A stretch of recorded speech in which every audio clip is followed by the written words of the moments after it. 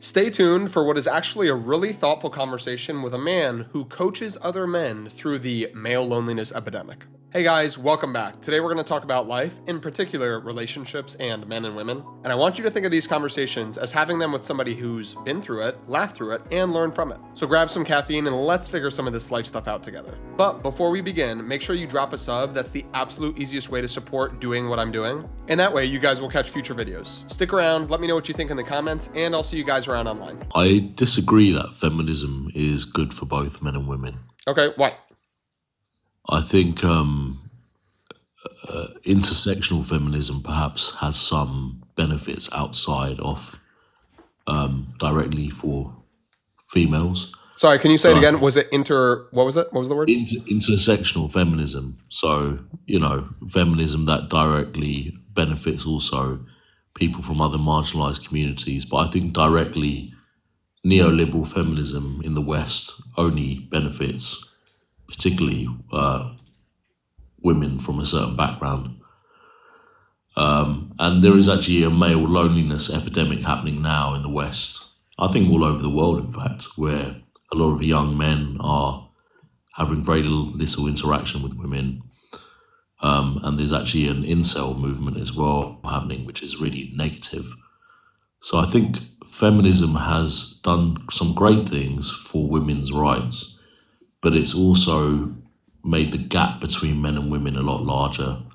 And also women don't really need men anymore. So the kind of like the traditional ways of meeting people and the traditional criteria for a partner has kind of gone out the window, and women are often kind of looking for something out of their community or their social circle or their social strata.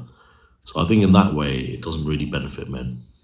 Let's back up for my and everybody's sake, right? You said a lot of stuff. And again, I appreciate that it sounds like you've thought this out, right? And that you're a respectful dude.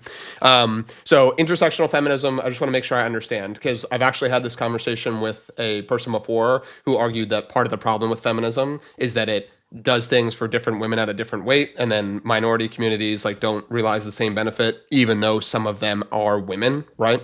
Are you saying intersectional feminism is feminism so that women are not prejudiced against, but also we don't leave minorities like LGBTQ or different non-white people in the dust, right? Exactly, yeah. Okay, yeah. so from what I can tell then, intersectional feminism, love that, right? Neoliberal feminism, not gonna lie, haven't heard that term or seen it defined before. I'm trying to read it, but just so that we're on the same page, could you give me the elevator pitch? What is neoliberal feminism, and why is it problematic? I guess it would be kind of categorized as Western feminism within the kind of the modern time, so within the last sort of 20 to 10 years, and it particularly affects women who have the right to vote, who have the rights of a citizen of a developed country, right? For lack of a better word. So we're talking about the Western world right now. Okay, and so I'm fine with talking about then neoliberal feminism is whatever you or we come up with is feminism in the West. At least one of the things that you said, if not the thing, but what is your bullet list of bad things that feminism has done? At least one of them, it sounded like feminism is contributing to the male loneliness epidemic. Is that one of the points you were made? Yeah, inadvertently. I don't think it directly is causing it. I think there's a lot of issues within men that is causing it. But I think, women don't really need men anymore from a financial standpoint or from a societal standpoint. Therefore, the gap between women and men has kind of grown. And more often than not, women can kind of climb the social ladder of life a lot easier than men, particularly if they're attractive. And that is kind of proven as well. I can't cite a study for you on that, but I just do feel that part of it is, the standard for a partner has gone up in women. And a lot of young men are being left behind in that. And my credentials for that is I do some sort of teaching and confidence coaching for men in social dynamics. It's not pick up before anyone comes at me. It's not that. But a lot of the guys I work with are young guys who spend a lot of time in their room just playing video games and, that's again, it's their own fault, right? But they don't really feel that there's a place for them in society anymore. And I think feminism has kind of contributed to that slightly. Yeah, so many things that you said that I'm so excited to talk about, right? And only so much time. So feminism to me, like when I just look up generically feminism, it's a movement to push for an equality can be problematic because a lot of people meet or think equality equates to sameness. But it's the push for equality for women in social, economic, and political spheres, right? Like general big spheres of society. The way that I like to think about it, because nobody sensibly is thinking of feminism as, you know what we should do? If 90% of construction workers are male right now, we should fire 40% of them and replace them with women. So it's 50-50. That's not what feminism that I know of is aiming to do, right? Instead, it's aiming to fix problems like are hiring managers offering men more money when women have the same accolades, right? Or like another example I use is are any hiring managers out there saying both of these people are equal? I don't know how I can decide. You know what I'll do? I'll hire the man. I won't hire the woman because she's a woman. That'll be my tiebreaker decision. Another, Right. sorry, last one I'll say because I said it earlier is society shouldn't be telling women you are a bad example of a woman. You are doing something wrong if you don't give birth and stay home to raise your children. Do I think humanity should continue for thousands, tens of thousands of years? Yeah, and does that require giving birth? Sure, but I don't think it should be shut up and give birth because you're a woman, right? I think like Right. society should be set up in a way so that they choose on their own free will to become moms and figure that out how they want to figure that out, right? So if feminism is pushing for equality there, then like my question to you, because you didn't get a chance to defend it yet, but it's what I'm interested in, is if that's what we agree feminism is supposed to be, what about Yeah. that or like the mal implementation of that is leading men to be lonely? Because if men before were less lonely broadly because women were being treated unequally, I'm okay with a rise in male loneliness if that's the only way women can become equal. Okay. So you do agree that it possibly could be a byproduct of female emancipation.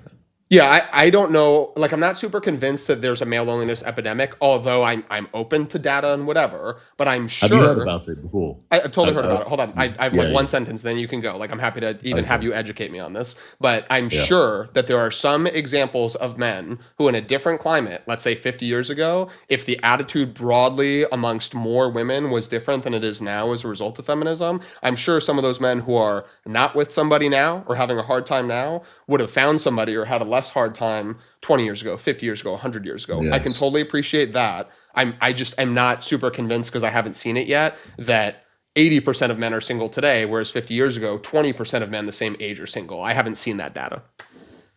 Right. Okay.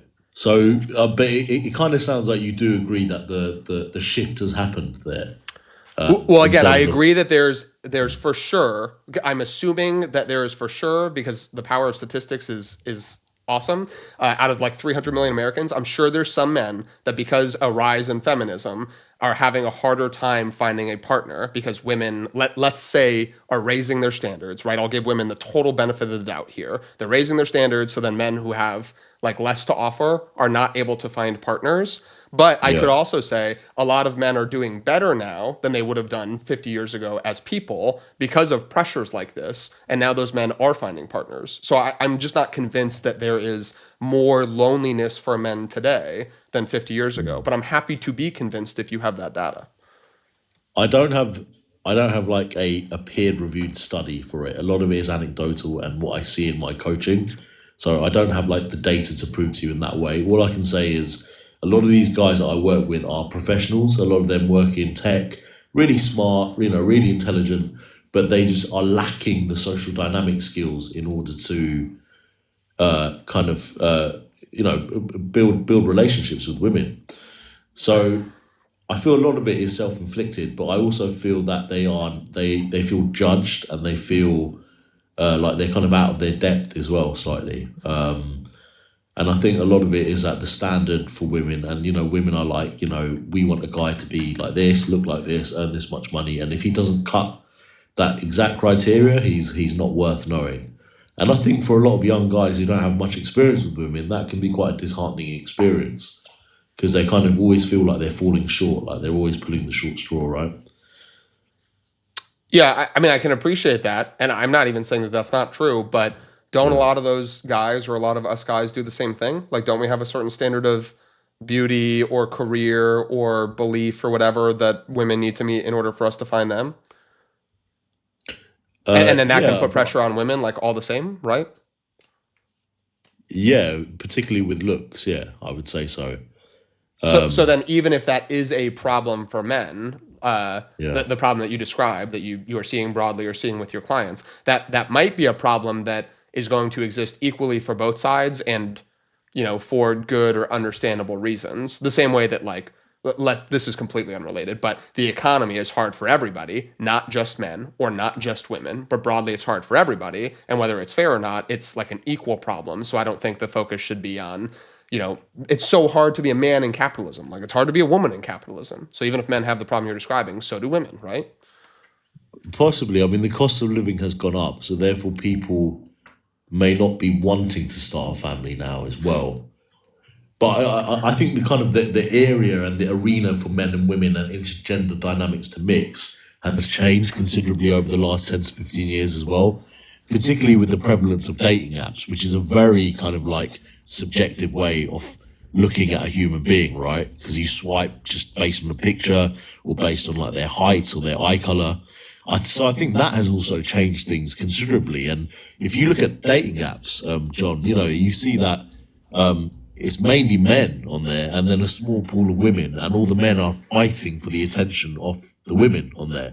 So the dating market has become very deregulated, as in women have all the buying power and they choose exactly what type of man they want, right down to the kind of specific detail. Whereas the men are fighting for the attention of a woman, and she might be like, from a societal standpoint, like a loser, like unemployed, severely overweight, doesn't take care of herself or whatever. But the demand is there. And I think that's where the issue has happened. And I think feminism kind of has led into that as well a little bit, because a lot of these women have a very self-inflated ego, which is not really warranted. And I'm not centering myself here. I'm engaged to a beautiful woman. We have a great life, but I'm just talking about the work that I do and what I see in society. So then what, like, let me ask, it's just a this option or this option type question. So just let me get it out. But are you looking, like, do you think it's a better idea to have a society where all the people on the dating apps are women and there's very few men and the women are the one like having to fight for men? Or are you looking for a somehow, some way, like equitable solution where it's like they both are dealing with struggles equally that you feel like are unfairly on the man right now?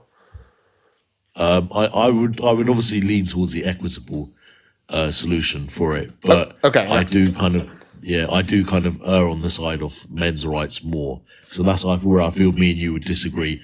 I don't consider myself a misogynist, John, but I think a lot of the women in here would think I am. But I'm happy to like have a very nuanced, healthy conversation with you as well about these things. Yeah, well, I appreciate you being like forward and intelligent enough for the self-reflection. Whether or not you're a misogynist, like can appreciate that you're That's thinking down to thoroughly. them, yeah. Yeah. But like another question, there's so many things. Like I'm so interested in this. Another thing that I'd ask though is like if there's a male loneliness epidemic, because about Yeah. half the population is born genetically male, right, and half is born genetically female. It's about that. I think there's slightly more women, but Yeah, like I think it's about 50-50. Yeah. yeah, so it's about Yeah. 50-50. So if there's a male loneliness epidemic, there is also, whether it's called that or it feels the same to them, there is also a woman loneliness epidemic. So is the argument like women just don't care and they're happy being single, but men like really want these people and they're not getting what they want and need? Because if there's single men, that means there's single women. Yeah, I think the drive for intimacy and smecks in men is higher than women, particularly. And I think women are a lot more selective about who they're intimate, who they're romantic with, But whereas again, men are like if a like, woman's not lonely, that means a man's not lonely. So if 20% of men are lonely, that would mean about 20% of women are lonely. So then the question is like if you agree with that, just because that's how the math works out, like there's hardly any polygamy going on, at least in the US. There is some, I get it, but There essentially is some. zero. There is. Yeah, Yeah, there so is. Yeah. but essentially Yeah. zero on the broad scale of like 300 million people. So if 20% of men are lonely, and that means let's say 18% of women are lonely, are the 18% of women not going through the same thing that the men are going through? Sorry, my camera. In terms of So loneliness, or like they just okay being single and that's a problem? What is the explanation for that? So my rebuttal to that would be there has been some data that female hypergamy has come into this. Sorry, I there's a don't know bit what of that noise. is. Can you John? explain that? Okay. Sorry, there was a bit of noise. Yeah, I don't know I what think. female hypergamy or whatever you said is. Can you define Okay, that? so female hypergamy is basically a biological dating strategy where a woman will look for the highest kind of value male that she can acquire within her social circle. So that could be from money or resources, or it could be down to height or strength, etc. So basically, she's going for the guy who's kind of like got the best chance of survival in the wild, if you look at it from a caveman perspective, right? So basically, what the hypergamy strategy is when it comes to modern dating is that 80% of the women are looking for or having specs with 20% of kind of like hyper successful, quote unquote, elite men. And then that other 80% of men are completely being overlooked because women are looking to date up in their mating strategy, Yeah, but whether it's casual or good. sorry, go on. Okay. Yeah, Like I don't even think it's a bad, like the first thing that you said of hypergamy, like I think what you're getting at is like they are less open to or less frequently like dating and engaging in partnership because they're trying to find like the best viable man, and if we equate it to like 200,000 years ago, like the best chance of survival in the wild, even if yeah. it's slightly different, or like even if it's completely different reasons for men, I would say like aren't 80% of the men looking for 20% of the women like the most conventionally attractive, most likely to be able to reproduce and like be a good mother, right? Like aren't 80% of men also looking for 20% of the women?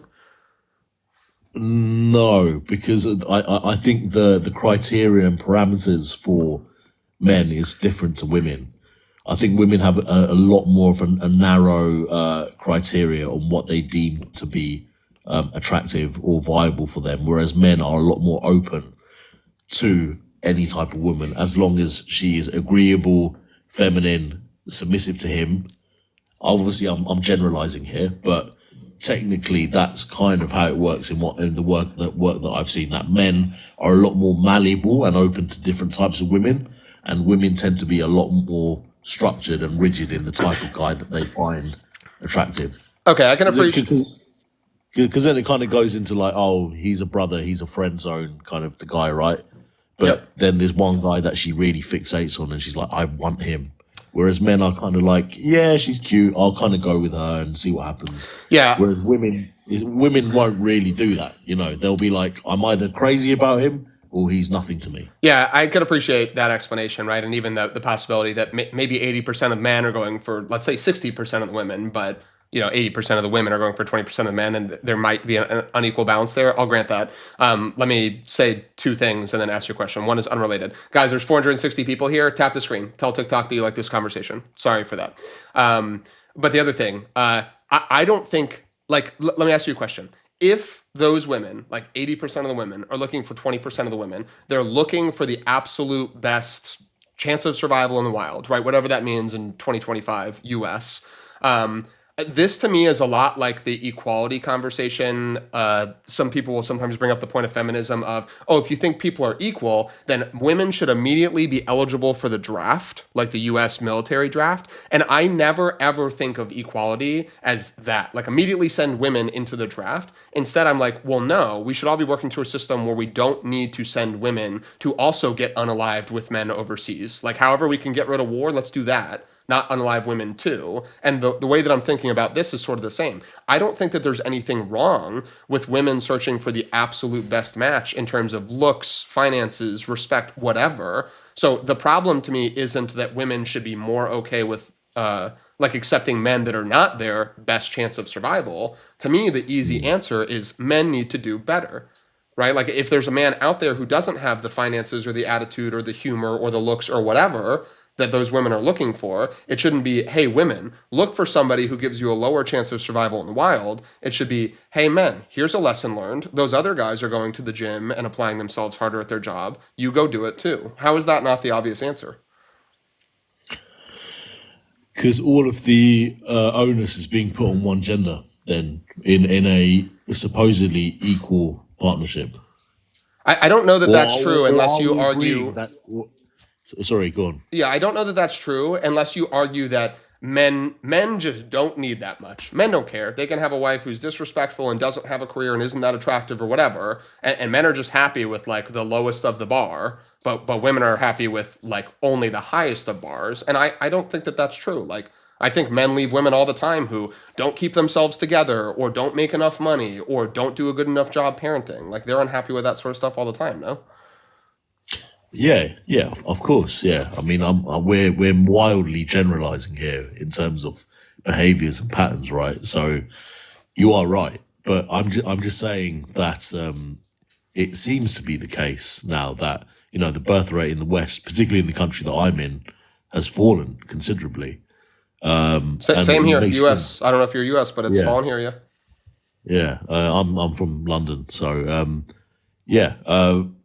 That was my point, really. That I just think feminism has contributed to the way people behave with each other now. Yeah, and I forget if it was you or the last person that said this, but like if you or somebody says feminism has been twisted into a form of misandry, right, or like something else, then that is not feminism. That's misandry, right? So if somebody is Right, out there and they say I'm a feminist and men are dirty dogs and deserve the lowest of the low, that's not feminism, right? That'd be like right, me saying like I'm a black woman. It doesn't make it true, right? So you can call yourself a feminist, but then if you don't do feminist things, you're not a feminist.